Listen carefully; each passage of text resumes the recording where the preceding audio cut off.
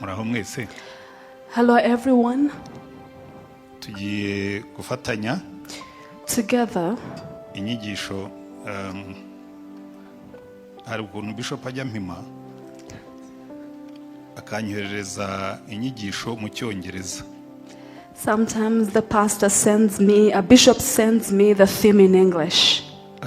Theme yayinyohereje arambwira ngo ni raising the next generation for impact living. Ukibaza se ndabihindura ngo iki noneho next generation for impact living. Sometimes I struggle to translate the theme from English into Kinyarwanda. Ariko nabyise kurera abana bacu. But I try to summarize raising or mentoring children Bakavamo abantu bahindura isi. into people who will be change makers. Ni topic tugomba gutekerezaho cyane. That's a topic we have to ponder over. Murambabarira ikintu ngiye kuvuga. So what I'm about to say, Ntabwo ari gihe wabivuze. I didn't say it Kera tukiri abanyeshuri muri university. during my university days. Twari dufite umupadiri watwigishaga. We had a priest or father who was teaching us. Yitwaga Alexis Kagame, bamwe baramuzi. Most of us know Alexis Kagame. Ni umuntu uzwi cyane. He's a famous man. Noneho yajyaga guhamagara. He used to call people. Kuko yatwigishaga Ikinyarwanda. He used to teach Kinyarwanda language. Mbesha. He would say, you, nuba mukuru uzakora iki? young man, what will you be when you grow up? Nzarongora. Then he will say, I'll get married, Nzashaka akazi. then get a job, Nyuma nzarongora. or I'll get married and Byara abana. have children. Kagira ngo yewe ibyo ngibyo. He would say all of that. Ngo n'imbwa zishobora kubikora. The dogs can do. None bakabwira ngo nukora ibyo ngibyo gusa. So he said, if you can do only that, Hari ibyivugo mu Kinyarwanda bagiraga. the praises of bravery in Kinyarwanda, Ibyo bitaga ibyivugo by'amahomvu. Ibyivugo nk'ibintu biri useless praise songs. okay. There was those useless praises of bravery. Ni nk'umuntu wavuga ati yewe ndirumira muneke rwa murekezi aho naraye ntibarariza abana. Ntiwirirwa bisemura abazi Ikinyarwanda barabizi. So hari igihe natwe iyo dukora umurimo wo kurera abana. Sometimes when we are raising children, Ntabwo tubitekerezaho. there are things we don't mind so much about. Kizanabikwereka. And this is manifest through. Iki cyumweru tugira umuryango witwa Rwanda Leaders Fellowship. Today we have Rwanda Leaders Fellowship.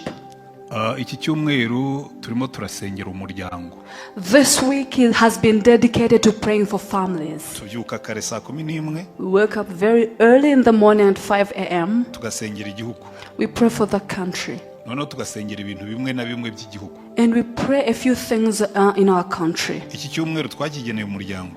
This particular week was dedicated to Iyo families. turimo gusengera topic runaka, When we are praying over a certain topic, biduha umwanya wo kuyiganiraho no kuyivugaho cyane. it gives us time to delve into it. Buriya rero iyo tuvuze ngo umuryango, So when we say family, ni kimwe mu bintu abantu batitaho. it's one of those things that have been neglected. Abagabo benshi bubaka ingo. Many men get married, Abagore benshi bubaka ingo. many women get married, Ariko si benshi bafata umwanya wo kuzitekerezaho. but not all of them take time to ponder and to understand what it means to be married. Buriya ugiye ugafata ingo nyinshi tugira. So if you take most of the families we have today, Nimbi nuko zidasenyuka. they're bad marriages, although they are not breaking up. Hari abantu benshi babaho ubuzima buri mediocre, ubuzima bubi. Most families live in mediocrity. Iyo bari hanze ubona ari ibitangaza. Outside there, they are wonderful people, Ariko mu ngo iwabo but in their homes, mediocre. they are mediocres. Bameze nabi. They are mediocres. Buriya rero iyo tugeze ku bintu byo kurera abana, So now coming to raising up children, byo biba bibi kurushaho. it's even worse than that. Reka mbaho urugero. Let me give you an example. Iyo tuvuze ngo kubaka urugo, So when we say having a home, muri primaire hari aho mwigeze mubona bigisha abana ukuntu umuntu yubaka urugo. in primary, have you ever had a subject where they teach you how to be a husband or a wife? Muri sogondera aho mwize hari isomo ryabyo mwize. Did you ever undergo a subject of how to be a woman or a husband or wife? muri university aho mwize hari isomo ryabyo mwize? Did you encounter such a lesson which taught you to be a husband or a wife? No mu rusengero hari imbaraga twashyizemo.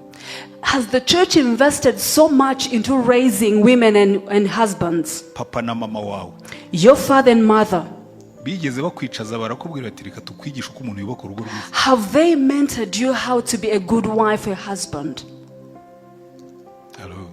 Hello.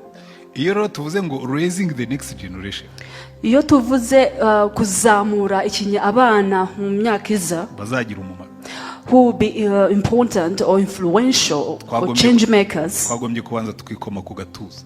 We first have to beat our chest. Tukabwira Imana ngo Mana utubabarire. We say, God, forgive us. Ntabwo twigeze turera abana tubigambiriye. We have never intentionally raised up our children.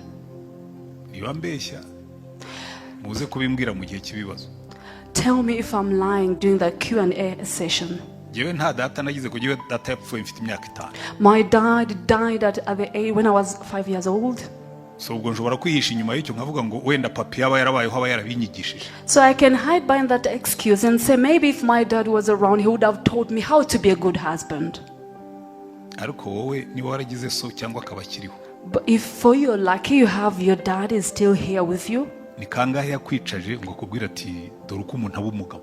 How many times has your dad sat you down and taught you or mentored you to be a good husband? Ni kangahe bakwicaje bakabwira ngo dore uko umuntu akura akaba umugore mwiza? How many times has those parents sat you and told you how to be a future good wife? None bampaye kubigisha uburyo tugomba kubigenza. Now they have given me this opportunity to teach you how to be. Ariko buriya murebe ukuntu Imana ari igitangaza. God is amazing. Imana yo ibintu byose yaremye. In all God's creation, yabihaye umurongo. He gave it order. Nibijyanye n'uburezi.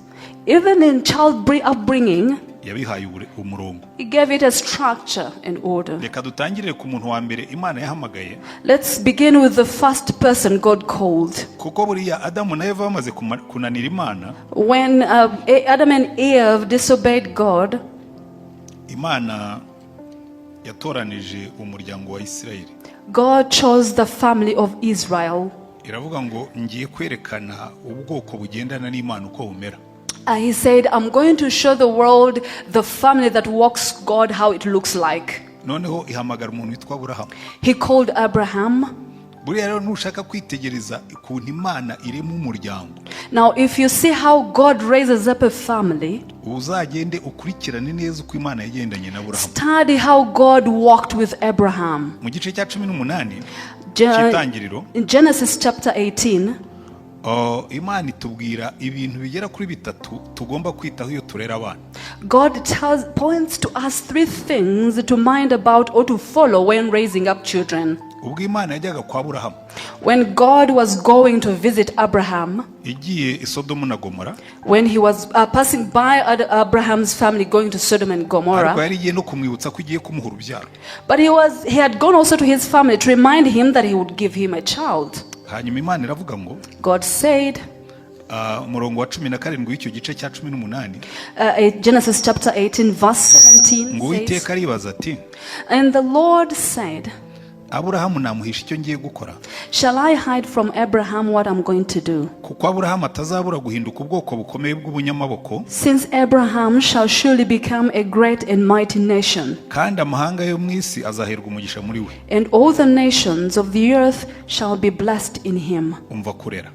Imagine now, this is raising children. Kuko icyatumye mumenya, before I have known him in order ari ukugira ngo ategeke abana be nabo mu rugo rwe bazakurikiraho, that he may command his children and his household after him, gukomeza mu nzira y'Uwiteka, that they keep the way of the Lord, bakora ibyo gukiranuka, to do righteousness baca imanza zitabera, and justice, kugira ngo Uwiteka azanire Aburahamu ibyo yamuvuzeho, that the Lord may bring to Abraham what he has spoken to him. Ibintu bitatu by'ingenzi. These are 3 important elements to consider, natwe twagombye kwitaho, that we should consider. nimureba ahantu hose Imana ivuga ku by'uburezi So when you see God mentioning about raising children, igaruka kuri ibyo bintu bitatu. he dwells on these 3 points. Iravuga ngo He says, Aburahamu icyatumye mumenya the reason I knew Abraham ni ukugira ngo abe icyitegererezo. is for him to be an example to many. Icyambere, First, azatoza abana be nabo mu rugo rwe gukomeza mu nzira y'Uwiteka. he will command his children and his household after him that they may keep the way of the Lord. Ikintu cyambere tugomba kwigisha abana bacu, The first thing we should teach our children muzabona muri Bibiliya hose bagarukaho, throughout the Bible kwigisha abana bacu kugendera mu nzira z'Imana. is to train up our children to walk in the way of the Lord. Ariko buriya nimwitegereza, But when you look at it critically, abana bacu tubatoza nabi. we are not training our children well. Kambereke uburyo tubatoza nabi. Let me show you how bad we are training our children. Icyambere, mugende mwisuzuma. First, examine ourselves. Imiryango myinshi ntabwo igisenga. Many families don't pray together. Hari abagabo n'abagore badashobora kwicara ngo basengane. There are men and women who don't pray together as a family. Hari abagabo n'abagore abana babo batarabumva bicaranye basengana. Their husband and wife, their children have never seen them praying together. Bakanakubwira ngo umugabo n'umugore bakicarana. They even wonder how a man and a husband and wife can sit together. Ahubwo ni se abana banyu baziga bate gusengana nabo bazashaka niba tarigize kubona usengana na nyina. How will your children be able to pray with their future spouses if they've never seen their parents pray together? Abagabo benshi ntibajya basenga iwabo mu rugo. Many husbands or male don't pray from home. Ndavuga abagabo. I'm talking about men. Nagiye mu ngo nyinshi. I've gone into many families. Mwajya kurya, When you're about to on oil on the table, bati mada bati sengera ibiryo. then the husband asks the wife to pray over the food. Yagasengera ibiryo ndetse rimwe na rimwe akabibasigiraho kajya kurira ahandi. Kuko mbona ko byabonaniye kubisemura. Naba nkandagiye mine.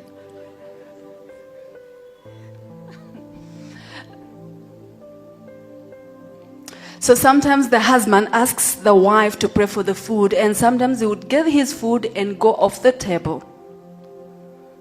Umwana ukura abona papa na mama badasengana.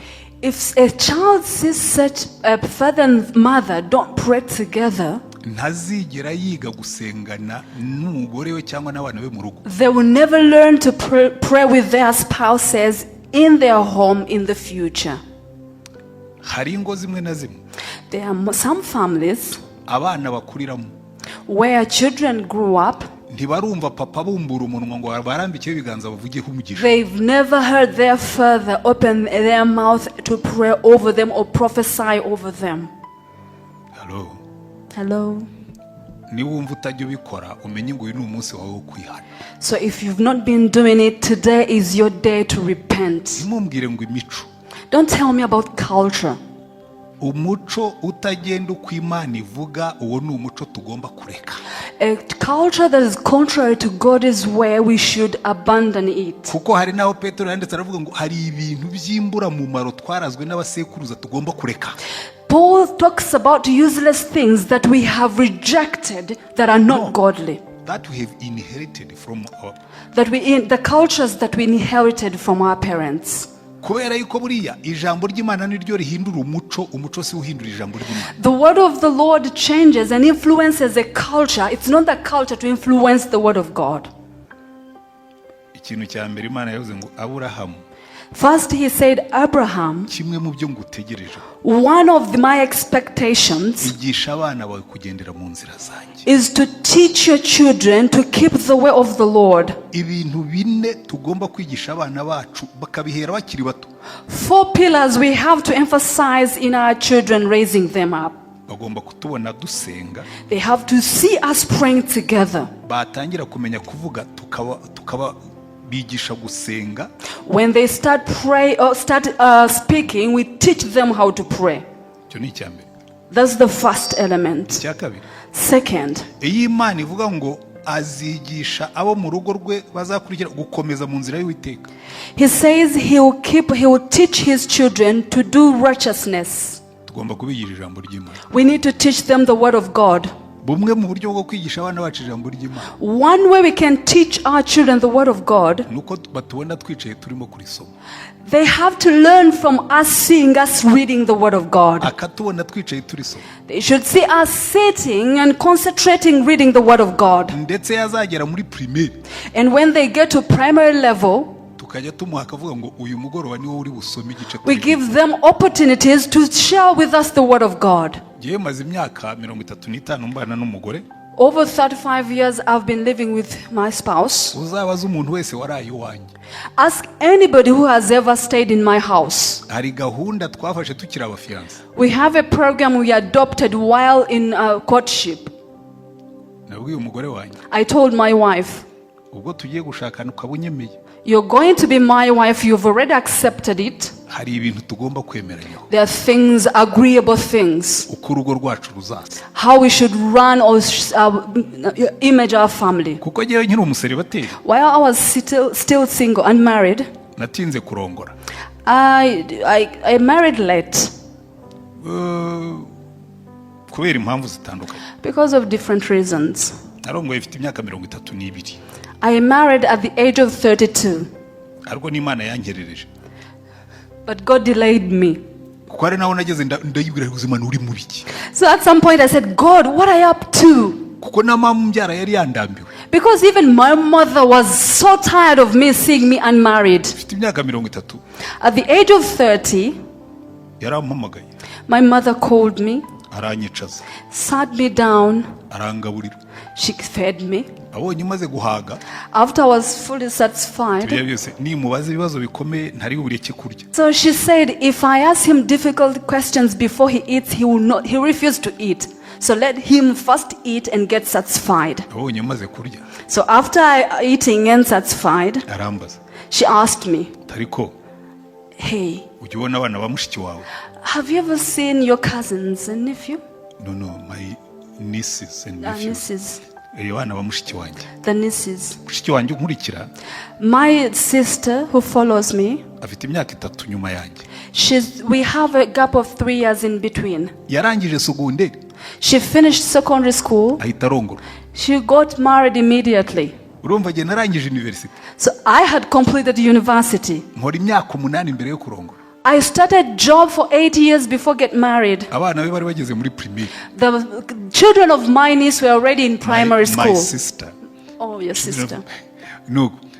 Have you seen the children of your niece, your sister, then your nieces? Yes, I've seen my nieces. So does it tell you anything? Of course, it does inspire me. So what are you going to do about it? I said, I'm praying about it. My mother doesn't talk much. She stopped there. After 2 years, she came back. The same way she did it before. She did it even this time. You remember the conversation we had 2 years ago? Yes, I said, yes, I do remember. What did you tell me? I told you I was praying. So God has he not answered, or he's not able to answer so that we can help him? I said, Mom, please be calm, stay calm. Be prepared this year for a wedding. But during those days, God was working through me. As I went before him, beseeching him and forcing him to do something. I got saved when I was 24. I got saved at the age of 24. Immediately I became an evangelist. So I had worked with God for some time. There are some people who get born again. bakajya bagenda bagwa beguka, and then they stumble, they fall and back up again, fall, get back up again. yewe nakijijwe nzamuka burundu. So mine was a linear walk with God. nakijijwe kuwa gatanu, I got born again on Friday, nibwo nabyatuye. and that's where I made my confession. ku cyumweru narabwirije abantu On Sunday I preached and people got born again. guhera uwo munsi nkomereza. From that day I fired up. icyo gihe rero ubwo nari maze imyaka mbwiriza. So I had spent so many years preaching. muri iki gihugu bari banze nk'umuvugabutumwa. Everybody knew me in this country as a preacher. rero niba ari ibyago by'umuvugabutumwa w'umusore. So now those are the challenges of a young preacher. ujya kubwiriza When you go to preach, ufite amaso abiri. you have two eyes. rimwe rirareba abo ubwiriza, One is looking at the congregation you're preaching to, ariko irindi ririmo kurambagiza. but the other one is looking at the beautiful lady. nk'uriya mukobwa buriya Maybe that one. cyangwa uriya. Oh, yeah, her. nkajya mbwira Imana ariko Imana ntacyo bigutwaye kubona nkukorera ndambagiza. But I said, God, I'm serving you, but can't you help me and give me a wife? wampaye iwanjye. Give me my own. Imana irampindukirana. So one day God turned to me. ku iteka ryose umbwira umugore nzaguha ukwasa, urumbwira ngo umugore ushaka ukwasa. You always tell me the kind of wife you want. wowe uri umugabo. Are you a man? Mana mbuze iki? I have everything. I don't lack anything. Genda umukozi wawe. I am your servant. narize mfite diplome. I went to school. I have a degree. mfite masters degree. I have a master's degree. nzi no gupanga ubuzima. And I know how to live life. urabona mbuze iki ngo mu mugabo. So what am I lacking to have a wife? Mana yambwira ngo degree ntikugira umugabo. Degree doesn't make you a man. So God told me a degree, a master's degree doesn't make you a man. kuba uzi gupanga ubuzima ntibikugira umugabo. Okay, organizing your life doesn't make you a man. kuba uri umuvugabutumwa ntibikugira umugabo. To be an evangelist doesn't make you a man. fata iki gitabo. Take this book. ubanze urebe umuntu nita umugabo uko aba ameze. Study in this book the person I call a man. ndagifata ndagisoma. I read it. mpera ku itangiriro ngeza ku byahishuwe. From Genesis to Revelation. ngenda ndeba icyo Imana ivuga ku mugabo. Now I would pull out those scriptures that talked about a man, the making of a man. ejo bundi ahangaha amaze kuba mukuru. Now now that I'm grown up, nanditse igitabo cyitwa umugabo mu mugambi w'Imana. I wrote a book, A Man in God's Purpose. kubera yuko abantu benshi bazi ko kuba umugabo ari ukuba ufite ubwanwa, ufite ubutunzi, ufite ibintu, ariko ntibikugira umugabo. People mistake a man being a man of beard and have everything that you're a man now. aho rero niyo nigiye ibi ngibi ndimo kubabwira. That's where I learned all that I'm sharing with Imana you. yaramubwiye ngo icyambere umugabo ni umutambyi w'urugo rwe. The Lord told me, first of all, a man is a priest over his family. ninguha umugore nkaguha urugo. If I give you a wife and a family, uzamenye yuko ari we mutambyi w'urwo rugo, niwe ugomba kurusengera ukanarusengesha. know that you are going to be the priest of that family. You have to take care of it and pray over it. uru rugo niwo uzarutoza kunyubaha. You train this family to honor me. uru rugo This family, uzaba umukunzi w'umugore wawe, you'll be a lover to your wife, umurutishe na nyoko ukubyara n'abandi mwavukanye.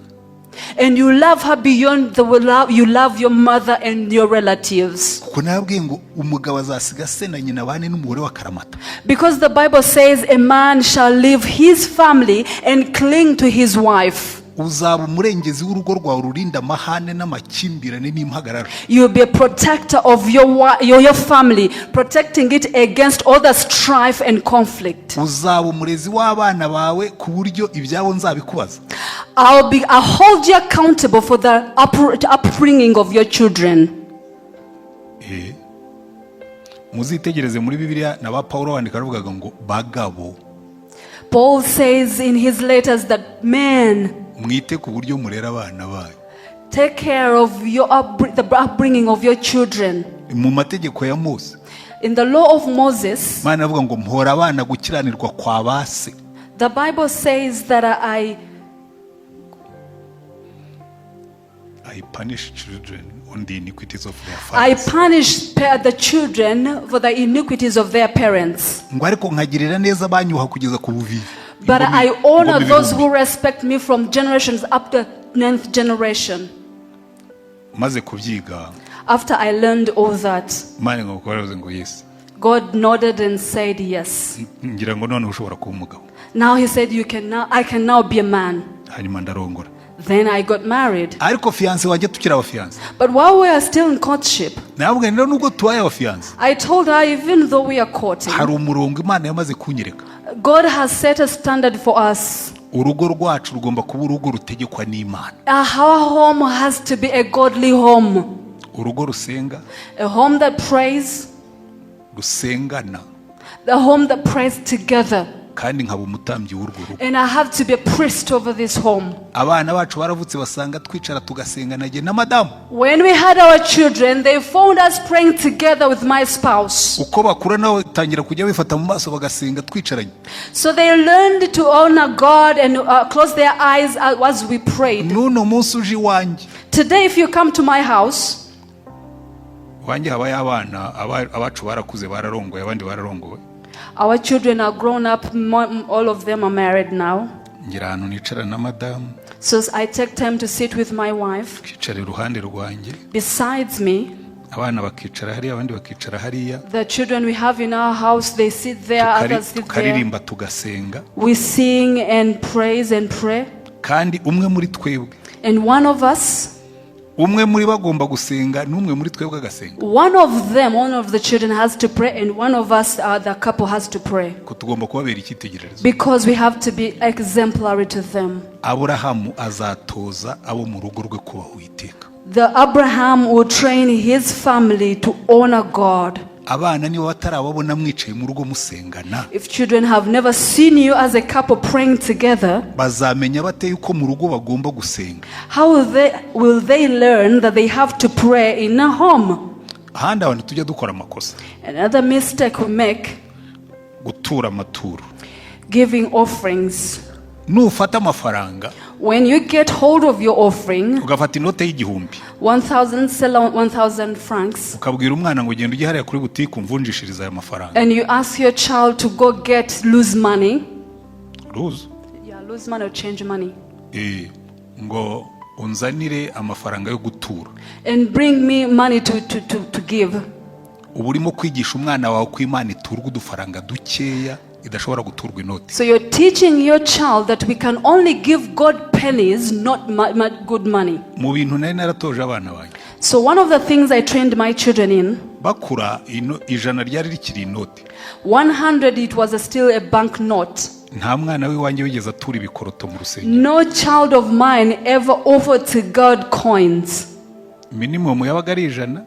Minimum note was 100. Byaba atari byagatwara 500. If it wasn't 100, it was 500 notes. Ntabwo umwana wanjye agomba gutura Imana ibintu biri cheap. No children of mine would give God what is cheap. Hello. Icyakane. Fourth, kugaragara mu murimo w'Imana. Serving God, being there in the service of God. Iki rero reka wenda ne kugitindaho cyane. Maybe without taking much time on this. Imana yavuze ngo Abraham icyatumye mutoranya. The reason I have chosen Abraham komeza mu nzira y'Uwiteka is to walk in the way of the Lord. Niba dushaka ko abana bacu bazagera kure. If we want our children to be achievers in life, reka mbwira abakiri batoya ndabona. Let me tell young couples here. Uzatangira abana bakiri bato. Start training up your children when they are still little. Bibiliya tubwira ngo toza umwana inzira azagenda makiri muto. The Bible says train up your child in the way they should go. And even if they grow old, they will never leave it. Aciye ibyumweru bibiri umusore wacu muto yararongoye. 2 weeks ago, my young son got married. Hanyuma aratubwira. And he told us, ati papa na mama, my mother and father, ndabizi muri gift muzaduharimo Bibiliya. I know one of the gifts you give us will be a Bible. Ntihazaburemo n'umusomyi. Umusomyi. Bible reading notes. Timuzatwongereremo n'umusomyi. So also on the Bible include the Bible reading book. Kuko buri mwaka tugura umusomyi. Because every year we get the Bible reading notes or devotions. Abana bacu barabizi. So our children know. Niyo twabaga tudahari. Even if we are not there. barahamagaranaga, they would call each other, bakaririmba, they would sing, umwe agasenga, one would pray, bagasoma Bibiliya, they would read the Bible, bagasoma umusomyi, they would read the devotions, bakajya kuryama. and go to bed. Bageze no mu ngo zabo mbona barabyimuka. So they transferred that even in their homes. Utoza abana kugendera mu nzira z'Uwiteka.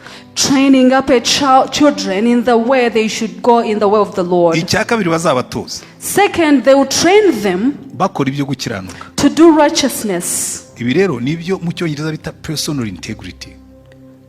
Kugenda na gukiranuka. To do a righteousness or personal integrity. Gutoza abana bacu imico y'ubunyangamugayo. To train our children in personal integrity. Bakabibona yuko bategerejweho kugenda nk'abantu b'inyangamugayo. They have to learn that it's expected of them to walk as people of integrity. Iyo nyashimira mama watureze. I appreciate Mama who raised us. Yari afite discipline ikomeye cyane. She was a woman of high caliber and discipline. Twavukiye mu cyaro. We were born in a village. Abana bo mu cyaro. Now village children, twaragiraga inka. we used to take care of the cows. Abana bagaca ibigori by'abaturanyi. Bagaca ibigori. Kwigisha They will go into people's farms and pluck crops or maize to eat. Ubundi bagacukura ibijumba. Sometimes they go steal the potatoes. Hanyuma tukabyotsa tukabirya. And they would roast or burn them and eat Ariko them. mama gatubwira ati uzacukura ibijumba by'umuturanyi. But our mother warned us not to involve in such practices. Nzamukubita uruhu rumuveho. He said, if you ever do that and go into a neighbor's farm and get their food, I'll beat you and I'll skin you alive. Iwacu hari ibintu byabaga ari ibyaha bihanirwa. There are crimes in my house that were punishable. Ibintu byo kubeshya. Lying. Ibintu byo kwicara ugakora ubusa. Being idle. Ibyo byarahanirwaga. We couldn't do that in our house. Urebye abana b'iwacu bose. All the children we grew up with. Bakoze kimwe. We grew up in the same manner. Ibintu byo kubeshya. Lying. Ibintu byo kwiba. Stealing. Ibintu byo kubeshyera abandi. Being slanderers. Ibyo iwacu ntibyahabaga. We couldn't do that in our house. Imana ikabwira Aburahamu ngo abana bawe. God told Abraham that your children, ugomba kubatoza bakagenda mu ngeso z'ubunyangamugayo. You have to train them in personal integrity. Turi mu isi y'abajura. We are in the world of cheaters. Abantu bariba leta. People are cheating the government. Abantu bariba abandi. People are stealing from others. Kumva ntacyo bitwaye. And they feel it's okay. Ko babonye tubyihanganira. We have been bearing with them. Icya gatatu reka nihute kuko First, running quickly. Ndimo ndayimara. Aravuga ngo icya gatatu bazakora. The third thing they will do, these children, ngo bakora ibyo baca imanza zitabera. They will do justice. Iki nicyo twita civic engagement. Guca imanza zitabera. Gukora ibikwiriye mu gihugu. Civic engagement. Uzi yuko ntabwo buriya ibihugu bimwe impamvu ubona bimeze nabi. Some countries, the reason they are the way they are in a bad state, ntibigira bene byo. They don't have civil engagement. N'ubu njyamona no mu Rwanda. Even in Rwanda, byaratangiye. It's creeping in unawares. Hari ababyeyi bumva bavuga. Some parents say, ngo wama nkabona aho nshisha abana banjye.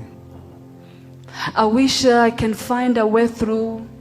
Ngo muri iki gihugu nta mahirwe ahari. There are no opportunities in this country. Iki gihugu ntaho kigana. This country has no future. Urigisha abana bawe ko igihugu bavukiyemo ntaho kigana. Now you're talking into your children to think that this country has no future. Kandi ari cyo bazabamo. Yet they will be living in this country. Niba uri umushyitsi n'umwimukira birumvikana. If you're a visitor or foreigner, we can understand that. Ariko niba uri umunyarwanda wafashe indangamuntu. But if you're Rwandan and you have an ID. Niba uri na hano uri umugande cyangwa uri muri Kenya. But if you're Ugandan or Kenyan here, icyo cyitwa igihugu cyawe. That should be your country.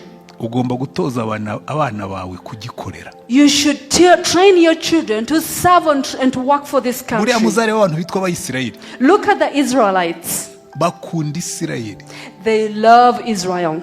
Niyo badatuye muri Isirayeli. Even if they are not living in Israel. Uhuye n'umuyisirayeli hano I Kigali. When you meet an Israel in Kigali, azakubaza niba wari wagiye Yerusalemu. They will ask you if you've ever been to Jerusalem. Bimutangaze kubona utaragiye Yerusalemu. They will be surprised that you've never been to Jerusalem. Atangire no kugutera umwete wo kuba wagiye Yerusalemu. They will even inspire you to go to Jerusalem. Yakuze bamukundisha igihugu cyabo. Because they grew up with this civic and nationalism ideas. Babakundishije civic engagement. They taught them the civic engagement. Imana yavuga ngo rero Aburahamu. So God said Abraham, niba ushaka kuzagira abantu bahindura amateka, if you want to have change makers, batoze, train them. Ese kuki umuntu yakwirushya ashaka guhindura u Rwanda kandi nta mutima warwo afite? So you think you can change Rwanda without having a heart for Rwanda? Kuki umuntu yashaka guhindura Congo kandi yumva atayikunda? How can you change Congo when you don't love it? Kuki umuntu yashaka guhindura Burundi kandi yumva nta mutima wabwo afite? How can you change Burundi without having a heart for it? Kuki wasengera Uganda guhinduke kandi ahubwo urimo gusenga ngo uyivemo? How can you pray for Uganda yet you're praying to get out of it? Kuki wakwita kuri Kenya kandi wumva Kenya ita kuri ku mutima? How can you serve Kenya when it is not at your heart? Iyi topic rero baduhaye. So this topic we have, raising an impactful generation. Igisekuru kizazana impinduka. So the generation that will bring about impact bagomba kuba abantu bakiranukira Imana. Should be people who walk in righteousness. Iyo tuba dufite umwanya uhagije nari kubera kuko bikora. If we had time I would have showed you how. Bakaba abantu b'inyangamugayo. To be people of integrity. Bakaba abantu bakunda igihugu. And people who have nationalistic values. Those civic engagement is not the things of God. I would say God thinks contrary. Now if you go through your Bibles, the Old and the New Testaments, God told Jeremiah that every city I will take you, pray peace over it, because in their peace you'll be peaceful. In their prosperity you also prosper. Now if we get to the New Testament, Paul wrote to Timothy. He said, Timothy, first of all, I train you to pray for every person, especially people of authority and leaders, so that we can live a peaceable life and serve God. Let me challenge you. How many times your children have heard you praying for the country? I don't know which country you come from. I don't know which country you live in. If you live in Rwanda, the Lord said the country I'll take you to, even if you're refugees or asylum seekers, pray blessing over it. But if it's your own country, so you can do more than that. Civic engagement and justice. As I conclude, if you go through the Bible, God gives us a promise. When we do all that, Psalm 112, it says, blessed is who he honors God. I can read. 1:1-2. Praise the Lord. Blessed is the man who fears the Lord, who delights greatly in his commands. His offspring shall be mighty upon earth. The generation of the upright shall be blessed. Prosperity and warfare are in his house, and his righteousness endures forever. Remember what God had mentioned about, told Abraham. God said, if Abraham can do these three things, nzamusohoreza amasezerano. I'll fulfill my promise over his life. Aburahamu natozaho mu rugo rwe kunyubaha. If Abraham trains his children to honor me, agatoza abana be kugendera mu nzira zo gukiranuka, and he trains his children to be righteous or to move in the way of righteousness, agatoza abana be gukunda igihugu cyabo, and he trains his children in civic engagement, nzabasohozaho ibyo nabasezeranije byose. I'll fulfill my promises over their lives. Urubyaro rw'umukiranutsi ruzagira amaboko mu isi. The offspring of the righteous shall have prosperity in this world. Ubutunzi n'ubukire bizaba mu rugo rwe. Prosperity and welfare will be in his house. Reka ngarukiriza aha ngaha. As I conclude, ibindi turaza kubiganira mu mwanya w'ibibazo. We'll be sharing more during the question and answer session. Imana ibahe umugisha. God bless you. Ariko nsoza, as I conclude, reka mbasigiriye iki kibazo. Let me give you this question. Urimo uragenda nk'uko Imana ishaka ko tugenda? Are you walking according to God's statutes? Urugo rwawe abana bawe bazigiramo kubaha Imana? Is your family nurturing and mentoring your children to honor God? Kuko hari abantu benshi bazi yuko Imana iba mu rusengero. Many people think God only dwells in the temple or house of God. Babona papa aririmba mu rusengero. They see their father singing in the church. Babona papa ko mu mashyi bari mu rusengero. The father claps when he is in the church. Papa yuzura umwuka iyo bagiye mu rusengero. Papa is filled with the Holy Spirit in the church. Ariko imuhira ntajya avuga. But at home he speaks nothing. Conclusion, Imana iba mu rusengero, mu rugo ntabwo ibihari. Conclusion, God only dwells in the church, not at home. Reka mpe challenge abagabo. Let me challenge the men. Niba wicayemo hano uri umugabo, if you're here and you're a man, a husband, ukaba ufite urugo, you have a family, waba muto cyangwa mukuru, young or old, uyu munsi today ufata icyemezo, make a decision uwo mutambyi w'urugo rwawe, to be the priest of your family. Ndabizi kugira ngo umuntu ahindure imico birakomera. I know it's hard to change a culture or a certain kugira ngo uzabwira abana turero guhera uyu munsi nafashe icyemezo mugiye kuza muza mwicare dusenge, bamwe bishobora kubagora. Sometimes it could be challenging to ask your children that now from today you will be praying together. Ibindi turaza kubisubiza mu mwanya w'ibibazo. We'll be answering and sharing more during the Q&A niba madamu uri hano, if you're a woman here, ukaba uri hamwe n'umugabo wawe, you are married, ukaba ubizi ko iyo muri mu rugo, and you know when you're at home, abana n'ubumuga bwo kutavuga, he's dumb, umubwire uti rero uyu munsi, tell him, niba ugishobora kuvuga imbere y'Imana mu rusengero, if you can speak before God in the church, bombora akanwa uvuge imbere y'Imana turi mu rugo. open up your mouth in the house. Niko pastor yatubwiye. This is what the pastor told us. Imana ibahe umugisha. God bless you.